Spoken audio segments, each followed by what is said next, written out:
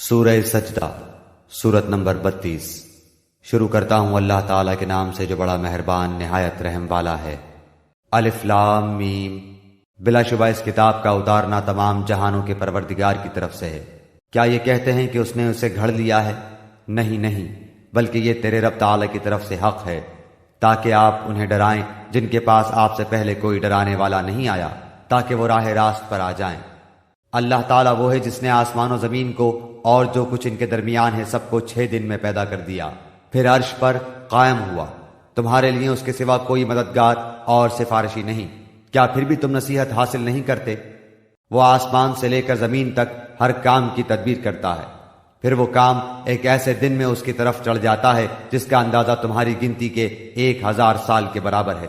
یہی ہے چھپے کھلے کا جاننے والا، زبردست، غالب، بہت ہی مہربان، جس نے نہایت خوب بنائی جو چیز بھی بنائی، اور انسان کی بناوٹ مٹی سے شروع کی، پھر اس کی نسل ایک بے وقت پانی کے نچوڑ سے چلائی، جسے ٹھیک ٹھاک کر کے اس میں اپنی روح پھونکی۔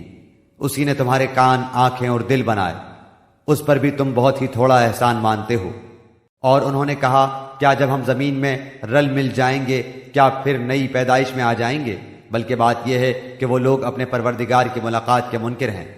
کہہ دیجئے کہ تمہیں موت کا فرشتہ فوت کرے گا جو تم پر مقرر کیا گیا ہے، پھر تم سب اپنے پروردگار کی طرف لوٹائے جاؤ گے۔ کاش کہ آپ دیکھتے جبکہ گناہگار لوگ اپنے رب تعالیٰ کے سامنے سر جھکائے ہوئے ہوں گے، کہیں گے، اے ہمارے رب، ہم نے دیکھ لیا اور سن لیا، اب تو ہمیں واپس لوٹا دے، ہم نیک اعمال کریں گے، ہم یقین کرنے والے ہیں۔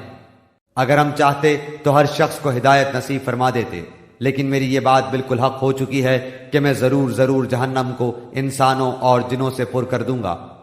اب تم اپنے اس دن کی ملاقات کے فراموش کر دینے کا مزہ چکھو، ہم نے بھی تمہیں بھلا دیا، اور اپنے کیے ہوئے اعمال کی شامت سے ابدی عذاب کا مزہ چکھو۔ ہماری آیتوں پر وہی ایمان لاتے ہیں جنہیں جب کبھی ان سے نصیحت کی جاتی ہے تو وہ سجدے میں گر پڑتے ہیں، اور اپنے رب کی حمد کے ساتھ اس کی تسبیح پڑھتے ہیں، اور تکبر نہیں کرتے۔ ان کی کروٹیں اپنے بستروں سے الگ رہتی ہیں، اپنے رب کو خوف اور امید کے ساتھ پکارتے ہیں، اور جو کچھ ہم نے انہیں دے رکھا ہے وہ خرچ کرتے ہیں۔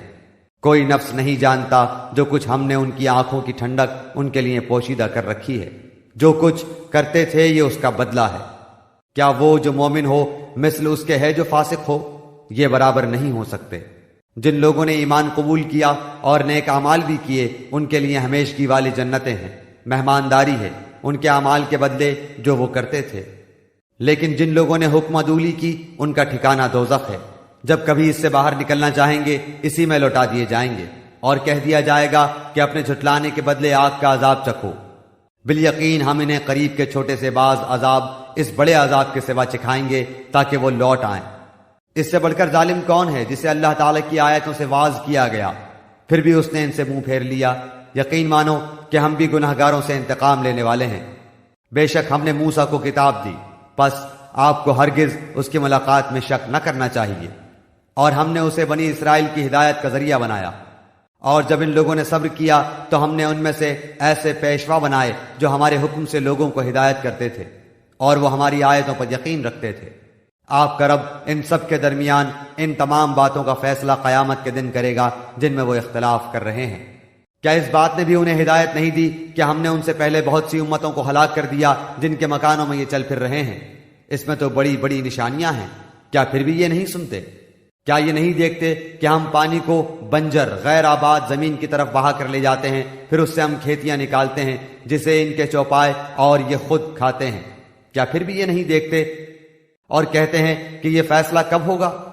اگر تم سچے ہو تو بتلاؤ۔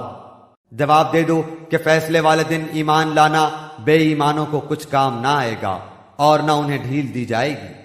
اب آپ ان کا خیال چھوڑ دیں اور منتظر رہیں، یہ بھی منتظر ہیں۔